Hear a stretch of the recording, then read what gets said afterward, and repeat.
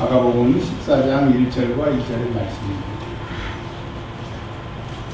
이틀이 지나면 유월절과 무교절이라 대제사장들과 서기관들이 예수를 흉계로 잡아 죽일 방도를 구하며 이르되 밀란이 날까 하노니 명절에는 하지 말자 하더라. 아멘. 하나님 감사합니다. 무더운 여름 가운데도 주의 은혜로 예배하게 하시고 또 이 세상을 살 동안에 세상의 힘이 아닌 하나님의 주신 은혜로 살고자 주의 말씀 앞에서 싸우니 살아계신 하나님, 능력이신 하나님, 우리의 형편과 처지를 아시는 하나님, 살리실 하나님 기대합니다. 사모합니다. 역사하여 주시옵소서. 우리 구주 예수 그리스도의 이름으로 기도합니다. 아멘. 마가복음 14장은 참으로 마가복음답지 않게 72절이라고 하는 절로 굉장히 깁니다. 이것은 두 가지로 해석할 수가 있습니다. 첫 번째로는 내용이 많다. 많은 내용을 담았다라고 하는 얘기. 그리고 마가복음에 70절이 넘는 72절의 내용이 나왔다는 것은 굉장히 마가복음 14장이 차지하는 비중이 크다라고 하는 이야기입니다. 그리고 또 한 가지 더 말씀드리고 싶은 것은 마가복음 14장에는 겟세마네 기도와 베드로의 부인이 나오기 때문에 그렇게 우리가 설교 말씀을 들었는데 여기 하나의 관점을 가지고 이 성경 말씀을 읽어야 돼요. 그래야 이해가 되기 때문에 하나의 관점이라고 하는 것은 이런 이야기입니다. 예수님이 십자가에서 죽으시고 부활 승천하신 후에 약 35년 정도가 지났습니다. 35년 정도가 지났는데 예루살렘 성전은 다 무너지고 이제 예배드리고 제사드릴 곳이 없는 거예요. 그래서 유대인들은 자기 나름대로 율법을 지키고 안식일을 지키는 그곳으로 제사를 대체하려고 합니다. 그리고 이제 예수님을 믿던 제자들도 몇 사람은 순교하고 몇 사람 남아있는데 특별히 이 마가 공동체가 힘을 잃고 있어요.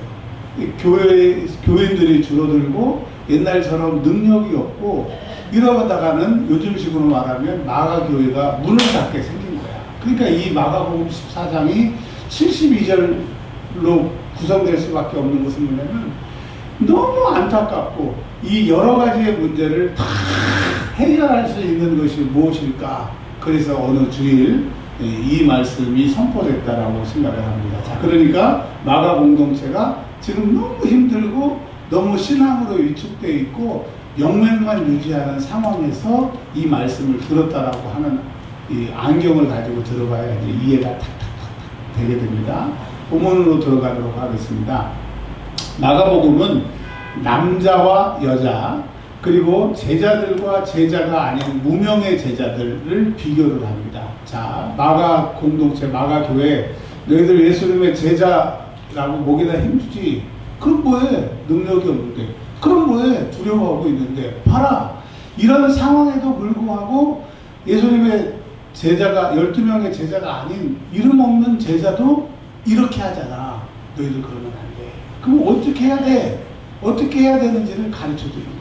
그리고 베드로도 도망가고 제자들도 도망가고 여기 나오는 한 청년도 다 도망가서 이제 유명무실한 신앙생활을 하게 될 텐데 그러면 우리가 어떻게 회복할 수 있느냐. 마가 공동체의 회복을 놓고 이 마가복음 14장이 기록됐다라고 하는 것을 꽉 잡으셔야 우리가 이제까지 들었던 것들과 다르네? 이런 거였네를 깨달을 수가 있다라고 하는 겁니다. 처음에 한 무명의 여인이 등장을 하게 됩니다. 향유를 예수님 머리에 부은 여자. 제가 학술지 논문에 학자들이 내는 논문에 제가 이 논문을 써서 기고가 된 적이 있습니다. 그래서 제가 이 향유 부은 여인에 대해서 연구도 많이 했고 관심이 많은데 오늘은 그 한 얘기가 중요한 게 아니고 요 얘기의 역할에 대해서만 잠깐 좀 말씀을 좀 드리겠습니다. 자, 이틀이 지나면 지금 오늘 기준으로 이틀이 지나고 나면 유월절과 유월절 다음 날에 일주일 동안 되는 그 무교절이 시작되는 유대인의 명절이 되게 됩니다. 그래서 많은 사람들이 예루살렘에 유월절을 지키고 오게 되는 거죠. 70년대 그 로마 황제가 됐던 티토가 예루살렘을 포위해가지고 항복하라고 그러니까 항복을 안 하니까 그 10만 명이 살 수 있는 그 예루살렘 성에 여러분 110만 명이 그 죽음을 당하게 됩니다. 그러니까 보통 한 100만 명 정도가 6월절에 모인다고 하는 거죠. 그러니까 얼마나 많은 사람들이 하나님을 섬기기 위해서, 예배하기 위해서 모였을 수 있음을 우리가 알 수 있습니다. 근데 여러분, 이 말씀이 기록될 때는 진짜 예루살렘 성전은 없어졌어. 이제 뭐 100만 명이 모일 수도 없고 제사로 지낼 곳이 없는 건데, 그 옛날 이야기를 가지고 예수님 살아계셨을 때의 이야기를 가지고 지금 마가 공동체가 이름은 있고 예수님의 제자라고 하고 능력을 소유했다고 하지만 아무것도 못하고 그 유명무실해 가는 그들에게 예수님이 하셨던 말씀을 가지고 와서 힘을 내게끔 오늘 얘기를 하는 겁니다. 한 여인이 있었습니다. 한 여인이 있었는데 이 여인이 대단히 문둥병 시몬의 집에서 예수님이 식사하고 계신데, 물론 이제 마태, 마가, 누가, 요한복음에 조금씩 다릅니다. 다르게 내용이 나와 있는데, 그 문둥병 걸렸던 사람을 예수님이 시몬이라고 하는 사람을 고쳐주셔서 그 사람이 감사해서 예수님을 식사 초대를 하는 거예요. 그런데 초대받지 않는 한 여자가 와가지고 예수님 머리에다가 향유를 부으는 겁니다. 뭐 좀 비싼 거 어느 정도면 그냥 쉬쉬쉬 할 텐데 우리나라 돈으로 최소 3천만 원 이상의 향유를 붓는 거예요. 그 사람들이 아우 잘했다, 우리 예수님을 위해서 그 돈도 아깝지 않지 라고 하는 사람이 하나도 없었어요. 왜 그 아까운 것을 예수님한테 쏟아 부어가지고 허비하느냐. 사람들의 입장은 예수님보다 그 향유 3천만 원이 더 가치가 있는 거예요. 그리고 그 3천만 원이 더 관심이 있는, 그 당시에 예수님에게 고침을 받고 사랑을 받고 하나님의 아들이라고 그렇게 얘기하고 자기들이 하나님의 아들이라고 고백하는 사람들 마음에 믿지만 알지만 온전한 믿음이 지금 없는 것을 얘기를 하고 있는 것입니다. 힌트를 잠깐 드리면 성령 없이 우리 인간적인 경험과 신앙생활은 의미가 없다고 하는 게 이게 지금 마가복음 14장의 순교적인 거예요. 그리고 안 들으신 거라고 다시 들어갈게요. 안 들으신 겁니다. 자, 그러니까 이 여자가 예수님 향유를 부은 거예요. 자기 것도 아닙니다. 그리고 뭐 내가 조금 남은 거 너무 당신들에게 주겠습니다라고 한 것도 아니고 자기 것들도 아니고 상관도 없는 여자가 자기 것을 예수님 머리에다 부으는 게 뭔 상관이 거예요. 그냥 예수님 좋으시겠다, 나도 한 방울 튀었으면 좋겠다 그러고 말아야 되는데, 그들 마음에 예수님이 주인이 아니고 물질이 주인이고 예수님을 이용해 먹으려고 하니까 막 뭐라고 하는 겁니다. 여기에는 그 사람의 이름을 밝히지 않아요. 그 4절에 어떤 사람들, 여러 사람들이 얘기를 해서, 또 다른 복음서에는 그게 이제 가룟 유다, 요한복음에서 딱 가룟 유다라고 찍는데 마가복음에서는 가룟 유다라고 얘기를 하지는 않고 어떤 사람들이 화를 냅니다. 그리고 이 화를 내는 게 잘한 거예요, 잘 안 한 거예요? 대답 안 하셔도 이제 제가 다 할게요. 여러분 더우니까 막 제가 대답 안 하고 그러면 귀찮으니까 이제 대답도 제가 물어보고 제가 대답할게요. 그러니까 이거는 이제 설교의 방식이니까 제가 물어보더라도 가만히 계시면 돼요. 자, 이 사람들이 화를 낸 게 당연해요? 안 당해요? 안 당연하죠. 자기 것도 아닌데. 그러면서 그냥 화내는 이유가, 화내면서 하는 말이 허비한데, 허비. 예수님 머리에다가 그 향이 3천만 원 이상 되는 걸 부으니까 허비한다. 그러니까 그들이 예수님을 사랑하는 마음을 표시하는, 사랑하지 않음을 표시하는 거예요. 자, 우리 한번 여쭤볼게요. 아라집사님, 이한이를 위해서 내 있는 모든 거 다 줘도 아까워요? 안 아까워요? 아멘. 사랑하니까. 그러니까 이들은 예수님 사랑하지 않는 거예요. 그러니까 여러분, 그 향유 사건을 통해서 예수님이 어쩌면 내가 3년 6개월 동안 이렇게 헌신하고 내가 받은 것 없이 다 줬는데 피곤하고 지치고 했는데, 우리가 인간 같았으면 에이씨 보따리 싸. 근데 예수님은 그러지 않죠. 여기서 예수님의 그 마음을 여러분 느끼시기를 바랍니다. 그러면서 하는 말이 가난한 사람들한테 이거 팔아가지고 가난한 사람들 나눠주는 게 좋다고. 여러분 논리적으로는 얼마나 멋있어요. 예수님 잠깐 머리에 향 나는 거 그거 한번 참으시면 몇천 명이 먹을 수가 있으니까. 근데 우리나라 속담에 가난은 나라가 굳이 한대요, 못한대요? 못한다고 합니다. 자, 그러니까 예수님이 7절에 이렇게 얘기를 하세요. 야, 나는 너희와 항상 함께 있는 게 아닌데, 응? 나는 너희에게 계속 주기만 했는데 나는 이제 하늘에 올라갈 텐데 너희한테 내가 받은 게 하나도 없네. 이런 마음이 묻어 있는 거예요. 그러면서 그 여인이 향유를 부은 것을 이렇게 얘기합니다. 8절 같이 한번 읽어볼까요? 시작. 그는 힘을 다하여 내 몸에 향유를 부어 내 장례를 미리 준비하였느니라. 이 여인이 어떻게 예수님께서 십자가 지금 이 6월절에 들어가서 죽으신다는 것을 알았는지 아니면 모르고 했는지는 모르지만 그 여인은 힘을 다해야 되는 거예요. 첫 번째, 자기가 가지고 있는 아무리 그 여인이 부자라고 해도 3천만 원, 지금의 3천만 원이지 그 옛날에는 더 했을 거 아니에요, 가치들이. 근데 그거를 예수님에게 다 부어버린 거예요. 그리고 다른 사람들이 비난하고 뭐라고 할 것들을 감수하고 또 붓는 거예요. 그 여인은 힘을 다해서. 그러니까 예수님의 제자 중에 한 사람 나중에 요한복음에 보면 왜 그거 팔아갖고 가난한 사람 안 주냐고 책망하고 화냈던 예수님의 제자가 있는데 이 여인은 무명의 제자인 거죠. 그리고 이 여인은 예수님에게 다 주고 그냥 힘써서 줬는 이 두 무리들을 비교하는 거예요. 팔아.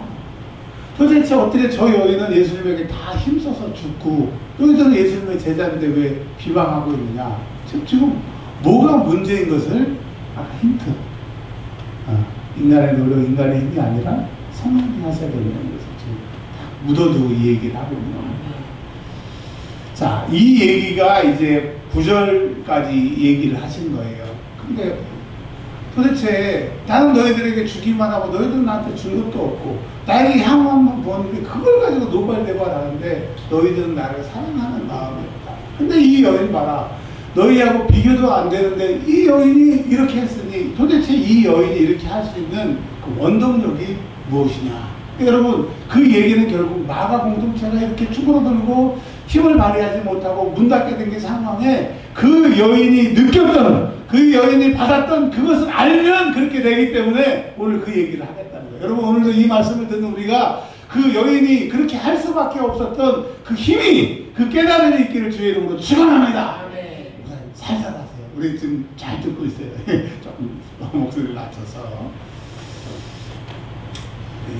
그러면서 이제 예수님께서 6월절을 준비하시기 위해서 제자들에게 6월절 잔치, 뭐 제자들은 잔치지만 예수님은 죽으러 가시는 마지막 최후의 뭐라고 그럴까요?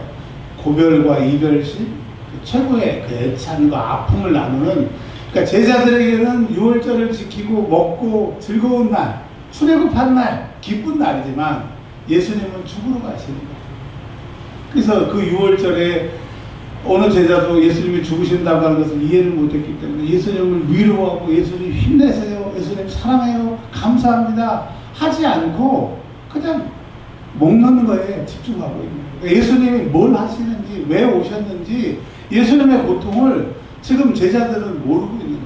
봐라, 지금 나가 공동체 너희들이 지금 교회가 문 닫게 생겼고 교인들이 줄어들고 핍박받는다고 너희들의 아픔만, 우리들의 고통만 왜 안 도와주시냐고 얘기하는데 너희들이 너희의 고통을 말하기 전에 너희 살리시려고 아들 죽이신 아버지의 마음을 한 번도 깨달았느냐, 아느냐.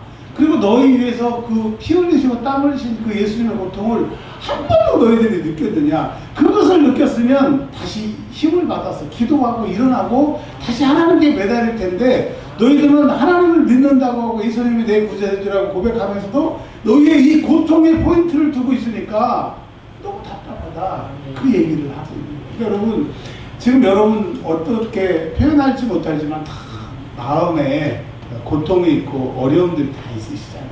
근데 거기에 집중되게 되면, 거기를 묵상하게 되면 그 어려움에서 일어나지 못한다.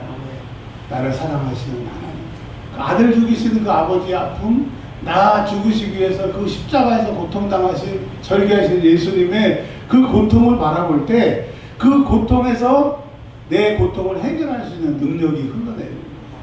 전에도 말씀드렸잖아요. 이 세상에 에너지가 필요한데, 에너지는 화석 연료를 태워가지고 석유, 석탄, 뭐 가스 이런 거 태워가지고 에너지가 나오지만, 이 세상에 내 고통을 해결할 수 있는 에너지는 그 예수님의 십자가의 그 고통, 아들 죽이신 그 하나님의 사랑의 그 고통을 알 때 그 에너지가, 그렇게 할 수 있는 에너지가 우리에게 와서 그 문제를 해결받게 돼요. 우리의 문제를 해결받게 돼요. 오늘 깨달음의 은혜가 있기를 바랍니다. 하나님의 마음이 알아지게 되는 은혜가 있기를 주의 이름으로 축원합니다. 그래서 예수님이 제자들을 사랑하시고, 특별히 가룟 유다가 태어나지 아니하는 보다 태어났으니까 지옥 가는 것을 원치 않으셔서 힌트를 주십니다. 나와 함께 먹는 사람 중에 나를 팔 거다. 그 12명 중에 나를 팔 거라고 하는 거예요. 그럼 여러분, 다른 제자들은 이 얘기를 들었을 때 상관이 없으니까 움찔하지 않았겠죠. 근데 가룟 유다는 움찔할 것 아니에요. 예수님은 하나님의 아들이시고 다 아시는 것을 아니까, 예수님 잘못했어요, 이래야 되는데, 10절에 보면 가룟 유다가 제자들에게 예수를 팔았어요. 그리고 11절에 돈을 맡기로. 그러니까 이제 이 가룟 유다는 예수님이 누가 나를 팔 것이라고 얘기했어도 돈보다 돈이 더 좋기 때문에 찔리지 않는 거예요. 예수님이 뭐라 그래도 나는 예수님을 선택해서, 돈을 선택하면 들리지가 않는 거예요. 여러분, 세상을 선택하면 하나님의 말씀이 들리지 않아요. 근데 하나님을 선택하면 하나님의 말씀이 들리는 거고 해법이 들리게 되는 거기 때문에, 절대로 여러분 내가 이미 뭘 결정해 놓고 아니라는 거죠. 상담을 해보면 많은 사람들이 이미 답을 가지고 와요. 그리고 상담하는 이유는 내가 결정한 게 옳다라고 하는 것을 지지받고 싶고, 특별히 목사님이 그렇게 얘기했으니까 옳겠지라고 하는 근거와 확신을 갖기 위해서 상담을 합니다. 근데 웬일입니까? 목사님이 내가 가지고 온 답과 반대 얘기를 해요. 그러면 아이고 목사님, 내가 생각을 해보니까 목사님 말씀이 맞네요. 이런 사람 아직도 한 사람도 못 봤습니다. 예. 목사님이 그렇게 얘기해도 나는 내 결정대로 간다, 그 얘기. 그러면 그럴 때 뒤통수를 바라보면서 뭐라고 그래요? 뭐하러 상담하러 왔어? 그냥 알아서 결정하지. 근데 이제 철들고 생각해 보니까 그것도 필요한 거예요. 목사님이 그렇게 얘기하고 난 이렇게 하니까 그것으로 인해서 한 번 더 생각을 하게 됩니다. 내가 이미 결정을 하더라도 한 번 더 생각하기 때문에 목사님 조금 속상하더라도 그런 과정이 필요하다는 것을 지금을 느낍니다. 그러니까 여러분, 언제 오셔서 말씀하세요. 그리고 여러분 결정대로 하실 거니까 하세요. 하시되 또 제가 뭐라고 해야 한번 들어보면 조금 더 데미지가 줄어들 거니까 언제든지 오시기를 바랍니다. 자, 그러니까 가룟 유다는 돈을 딱 받기로 결정하고 나니까 예수님 말씀 안 들리는 거예요. 그리고 20절에 뭐라고 그랬어요? 예수님이 또 그래요. 또 기회를 주시는 거예요.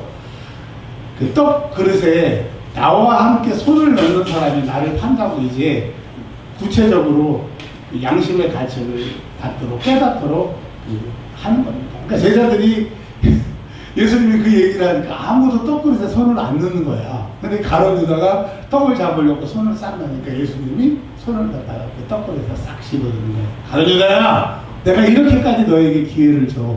근데 여러분, 예수님의 기회도 가룟 유다가 돈을 선택하니까 아무렇지도 않은 거예요. 여러분, 마음으로 다른 사람에게는 뭐런 얘기를 해도 그 싸움거리밖에 안 되고 듣기 싫다고 소리를 들을 수밖에 없는 것처럼, 이미 가룟 유다는 세상을, 돈을 선택했기 때문에 예수님을 버립니다.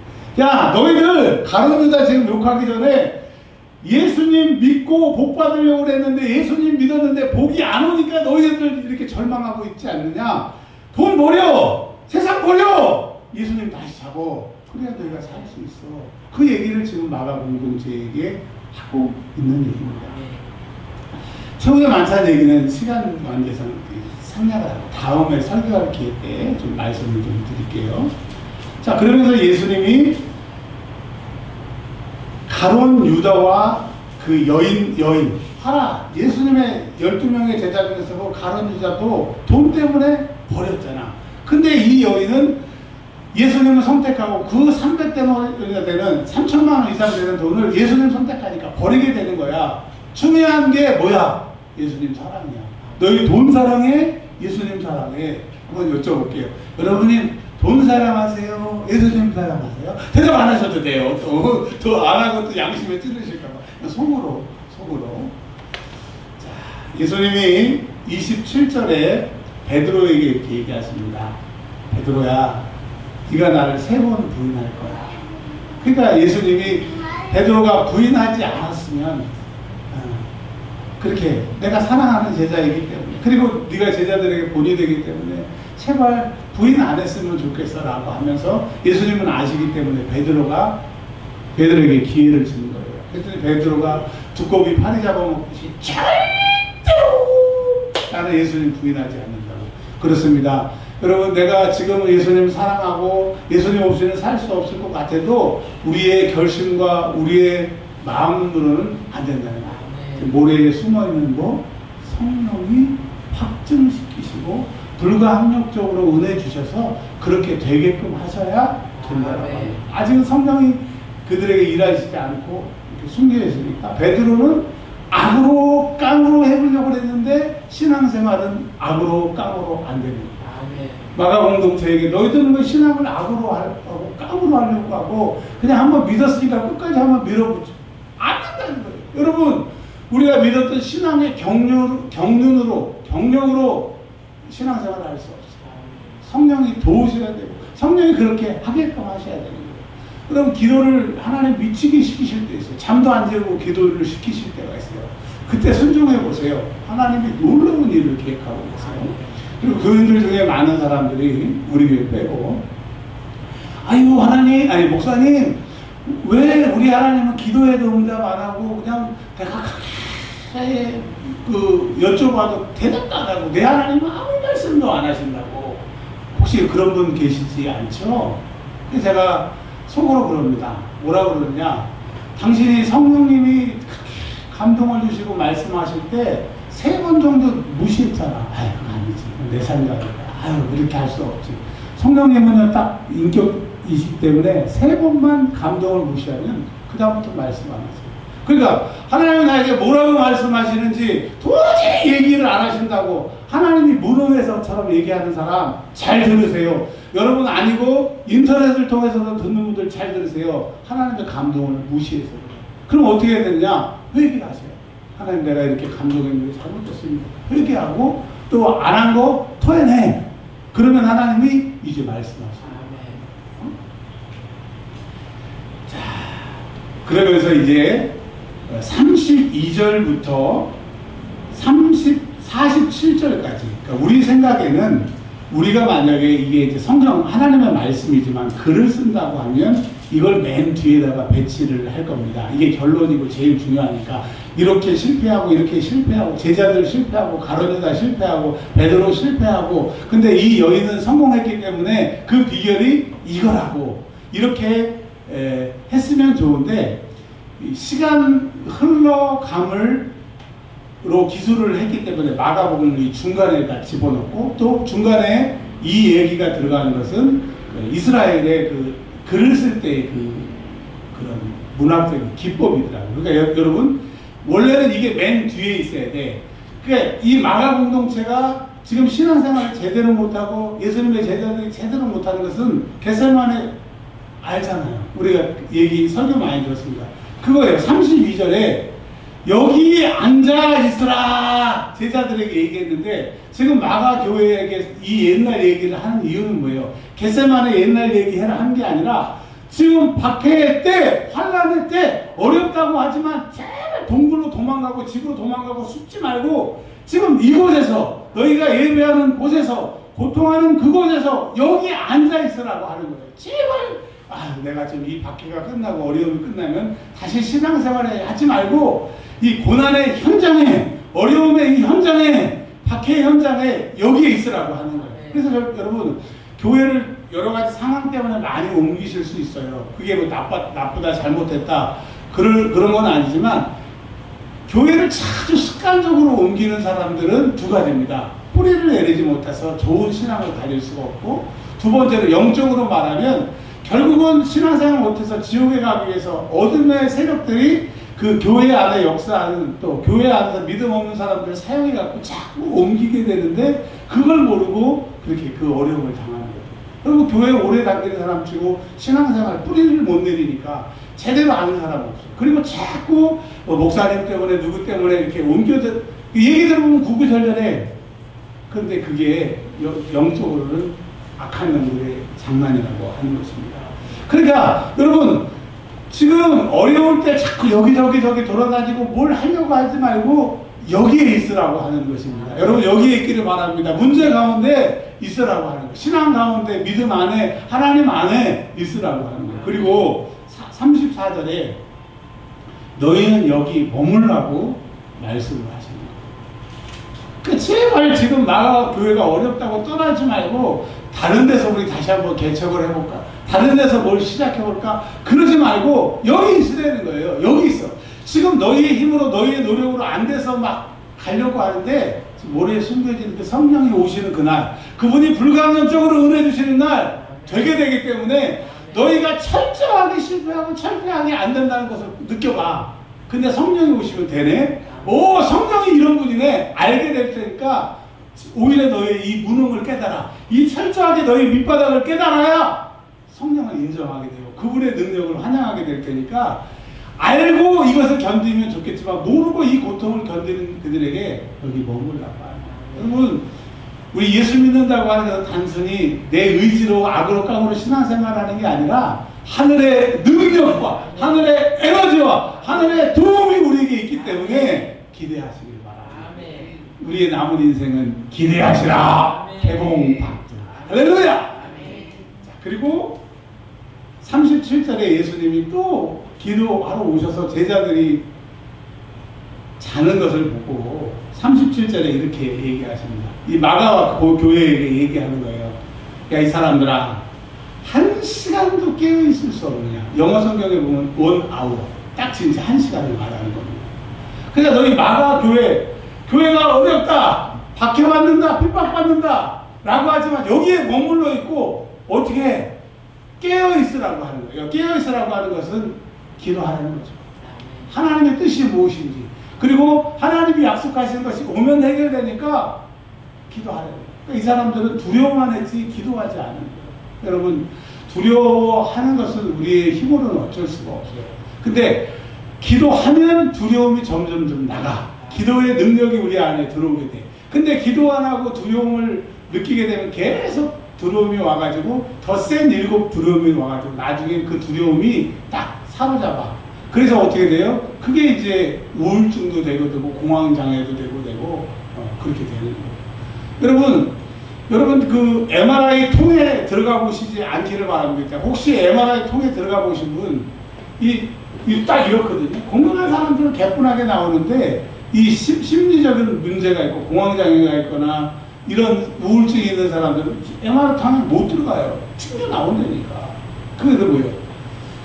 저도 의사 선생님이 막 뭐라 그러는 거예요. MRI 들어가야 되는데 안 들어가면 안 된다고. 검사를 어떻게 할 거냐고. 근데 그건 울어도 안 되고 애써도 안 되고 힘써도 안 되고 스가랴서에 말씀하신 것처럼 오직 나의 신 성령으로 된다고 했어요. 그래서 그부터 이제 일주일 후에 또 가서 찍어야 되니까 이제 막 열심히 방언으로 막 이번에는 하나는 찍어야 됩니다. 안 찍으면 의사 선생님한테 또 혼나고 어떻게 합니까? 하고 MRI 찍었을까요? 못 찍었을까요? 찍었어요. 두려움을 몰아내고 문제를 몰아낼 수 있는 것은 기도밖에 없어요. 그러니까 여러분, 두려움이 없는 사람이 없어요. 걱정이 없는 사람이 없어요. 그렇다고 하면 이제 기도를 시작하시길 바랍니다. 기도를 늘리시길 바랍니다. 그러면 그 기도가 두려움을 몰아낼 줄 믿습니다. 근데 마가 교회는 그러지 않았다라고 하는 것이죠.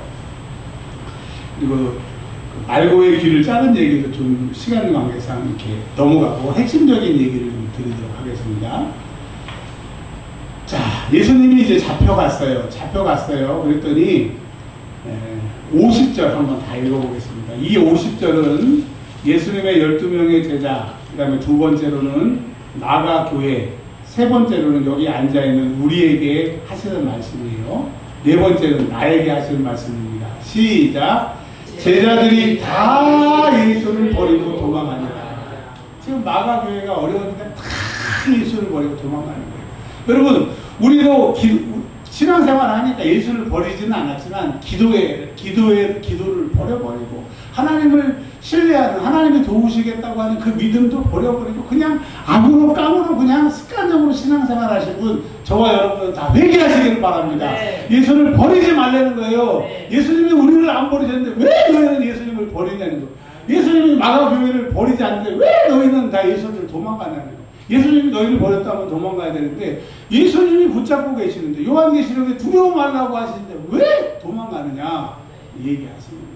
그리고 51절과 52절에는 다른 성경에는 이 청년이 등장하지 않는데 마가복음에는 이 청년이 등장합니다. 51절 한 청년이 벗은 몸에 배 혼니부를 두르고 예수를 따라가다가 무리에게 잡히네. 그냥 제자들이 다 도망갔습니다 하고 끝나야 되는데 갑자기 한 청년이 등장합니다. 근데 이 청년이 벗었다는 거예요. 벗은 것은 수치를 말하는 거죠. 지금 이 벗은 청년은 여기 마가복음만 나오게 됩니다. 이 벗은 청년이 누구를 말하는 거냐? 마가교회를 얘기하는 거고 저와 여러분을 말하는 거예요.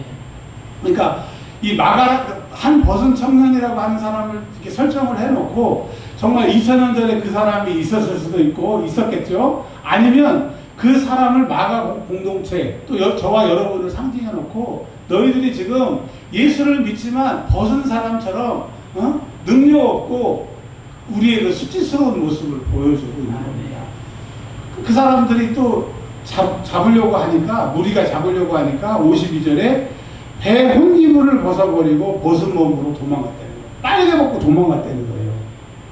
근데 이 사람이 그 예수님과 함께 있었다면 그 옷을 다 벗고 혼기물만 줄치고 있다는 게 우리가 이해가 안 되잖아요. 근데 설명도 없고 해석도 없지만 그렇게 여기 나와 있는 거예요. 그러니까 우리의 모습이 나가교회 교회가 벗은 몸으로 도망다니는 것 같아요. 예수님을 믿었지만 지금 빨개 벗고 도망가는 우리의 모습으로 비춰지고 있는 거예요. 여러분 다시 옷을 입어야 됩니다. 그리고 박해하는 그 자리에 가서 당당하게 그들과 맞설 수 있으면 죽여라! 너희들이 몸은 죽여도 내 영혼은 죽이지 못하고 너희들이 나에게 예수를 버리라고 하지만 나는 나 위에 죽으신 예수 위해서 10번도 더 죽겠다. 100번을 내가 살아나면 101번 죽겠다. 죽여라! 이런 믿음이 없으니까 잡힐까봐 매일 막보고 로마 군인들의 발자국 소리만 나면 가슴이 퉁탕퉁탕하는 그 마가 교회와 저와 여러분들의 모습을 보이는, 특별히 저의 모습이죠. 벗은 몸으로 도망가고 있는 거예요. 문제 앞에 도망가고 있는 거예요. 나 죽을까봐. 근데 결국은 그렇게 살다가는 진짜 죽는데. 근데 여러분 여기서 한 군데를 좀 찾아봐야 됩니다. 그러면 이 청년이 마가복음 16장 마태, 마가, 누가, 요한복음 중에서 마태, 누가, 요한복음에는 천사들이 예수님 부활하셨을 때 나타나는 것으로 되어 있습니다. 천사들이. 근데 마가복음에는 천사가 안 나타나고 천사라고 하지 않고 4절부터 읽어볼게요. 16장 4절 시작. 눈을 들어본 적 벌써 돌이 굴러져 있는데 그 돌이 심히 크더라. 무덤에 들어가서 흰 옷을 입은 한 청년이 우편에 앉아있는 것을 보고 놀라네. 자 여러분 누가 앉아있어요? 뭘 입고 있어요? 그래서 성경학자들은 아까 그 벌거벗고 도망간 청년이 예수님 부활하심으로 이 회복된 모습을 여기에다가 다른 성경에는 이 얘기가 없는 거예요. 이 얘기가 여기 들어있는 거예요. 물론 이 청년이 천사라고 해석하는 주석도 많지만 어떤 목사님들은 어떤 학자들은 이 청년이 그 회복된 청년으로 즉 마가 공동체가 예수님의 부활을 시작으로 부활해서 옷을 입고 예수님 옆에 앉아 있는 것처럼 누우셨던데 그 옆에 앉아서 부활의 증인이 됐던 것처럼 그 능력이 회복되는 것으로 얘기를 하고 있어요. 그러니까 여러분 예수를 버리고 베드로도 부인하고 다 도망갔던데 이 청년도 도망갔으나 예수 부활로 예수 말씀이 실제가 되기 때문에 그분이 또 그분에게 능력을 주심으로 회복된다라고 합니다. 그러니까 여러분 우리는 죽으신 예수만 붙들고 있으면 안 된다는 거예요. 부활하신 예수를 붙들고 환난이 와도 나는 부활할 거야. 내가 어려움을 당해서 난 다시 일어날 거야. 부활의 예수님을 바라보라고 하는 거예요. 우리 교회와 저 여러분들 죽으신 예수님보다 부활하신 예수님의 능력이 여러분과 함께 하시는 주님을 축원합니다. 자, 이제 다 왔어요. 이제 베드로의 그 배반 얘기만 하면 되겠습니다. 64절에 예수를 사형에 해당한다고 해요. 예수를 죽이려고요. 왜 그럽니까? 61절에 하나님의 아들이냐고 그러니까 내가 하나님의 아들이고 그리스도라고 합니다. 근데 여러분 우리는 예수님이 하나님의 아들이심을 믿습니다. 우리를 구원하신 구세주심을 믿습니다. 우리는 일말의 의심이 없는데 그 사람들은 예수가 하나님의 아들이면 안 돼. 아들이면 대제사장이고 뭐고 다 밥벌이가 끝나. 그리고 그렇게 픽박하고 박해했기 때문에 예수를 하나님의 아들이라고 진짜 그렇게 되게 되면 자기들은 큰일 나. 그러니까 진짜 하나님의 아들이라도 죽여야 돼. 네. 도스토옙스키의 그 심판관이 이 판결하는 그런 얘기, 까라모프카 형제들 그 책에 보면 이런 얘기들이 나오더라고요. 그래서 왜 이 얘기가 나왔었나 읽었을 때 그랬는데 그 얘기를 여기다 했습니다. 여튼 예수님이 그 사람들은 하나님의 아들이시면 안 된다는 거예요. 그럼 이 세상 사람들은 진짜 예수님이 하나님의 아들이면 큰일 난 사람들이야. 근데 반대로 우리는 예수님이 하나님의 아들이시기 때문에 신이 난 사람들이라고 하는 거예요. 그러니까 여러분 이것을 붙드시기를 바랍니다. 자, 이제 베드로의 부인 사건이 마지막에 나오는데요. 베드로는 정말 예수님을 사랑했나 봐요. 저 같으면 예수님 판결받는 사형장으로 끌려갈 수 있는, 그리고 제자들도 어려움을 당할 수 있기 때문에 다른 데가 다 도망갔는데 베드로는 예수님 심판받는 그 집으로 갔어요. 여러분 베드로가 예수님 사랑해요? 안 사랑해요? 근데 예수님을 사랑하지만, 우리가 예수님을 사랑하지만, 내가 은혜는 받았지만 그 은혜를 지속시키고 내 사랑이 변하지 않는 것은 우리 안에 없어. 그러니까 내가 예수님 사랑하고 예수님 위해서 죽고 싶다고 하는 것은 그 성령의 능력, 하늘의 능력이 와야 그렇게 되는 거야. 그래서 사도 바울이 나된 것은 다 주의 은혜라 이거예요. 하나님이 그 능력을 주셔서 한 것이고 하나님이 내 생각에 할 수 있게끔 붙잡아 주셔서 한 거지 내가 한 것이 아니에요. 그러니까 여러분 우리는 하나님 사랑합니다. 우리가 받은 은혜도 있어요. 근데 우리가 큰 열매를 못 맺는 것은 그분이 아직 우리와 딱, 그분의 능력이 우리에게 아직 딱 오지 않아서 그래요. 다니엘서에서 보면 기도하는 즉시 바로 응답이 왔대요. 근데 오는데 방해꾼들이 많아서 그런데 하여튼 기도하는 즉시 응답이 됐다고 하는 것처럼 여러분 받은 줄로 믿고 그 능력이 올 때까지 기다리십시오. 머물러 계시기를 바랍니다. 깨어있기를 바랍니다. 그날 성령이 내 머리에 부으시는 그날 놀라운 기쁨의 날이 될 줄 믿습니다. 베드로가 여종이도 나사렛 예수와 함께 있었다. 그건 제자라고 하는 얘기를 돌려서 얘기하는 거예요. 그러니까 부인합니다. 나 아니라는 거야. 지금 베드로는 내 목숨, 예수님보다 내 목숨이 더 중요한 거야. 이 마가 교회야, 너희들 왜 덜덜덜 떨고 있어? 예수님보다 너희 목숨 더 중요하니까 너희가 떨고 있지 않니? 그 얘기하는 겁니다. 근데 그 여정이 또 베드로 옆에 바싹 붙어갖고 너 제자 맞네. 제자 핵심 당원 맞네. 그 도당이라고 얘기도 하는 겁니다. 근데 20절에 또 부인했다고 했어요. 여러분 마가 교회가 지금 예수님을 부인하고 예수님의 능력을 부인하고 말씀을 부인하고 기도를 부인하고 예수님의 약속을 부인하니까 이런 일이 생기는 거예요. 우리 삶도 예수님을 부인하고 기도를 부인하고 하나님이 함께 하신다고 하는 그 약속을 부인하고 내 생각이 자꾸 들어와가지고 부인하니까 이렇게 된다라고 해요. 오늘 이제 다시는 부인하지 않은 역사가 있기를 주의 이름으로 축원합니다. 그랬더니 이제 한 사람이 곁에 있던 사람이 이래요.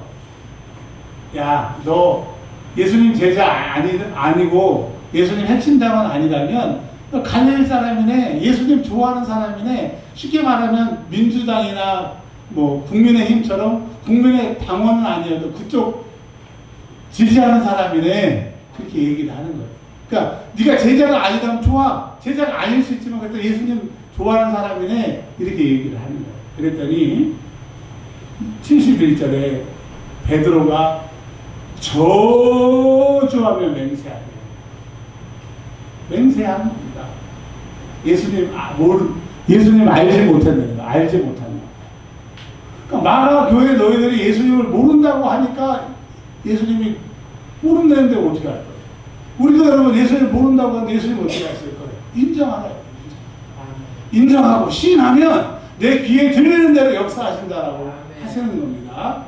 자, 72절 결론입니다. 닭이 곧 두 번째 울더라. 이에 베드로가 예수께서 자기에게 하신 말씀 곧 닭이 두 번 울기 전에 내가 세 번 나를 부인하라 하심이 기억되고, 그러니까 예수님이 말씀해 주셨는데도 나는 아니라고 정말 아닐 것처럼 얘기를 했는데 막상 죽음 앞에서는 자기가 죽음을 못 이기더라고요.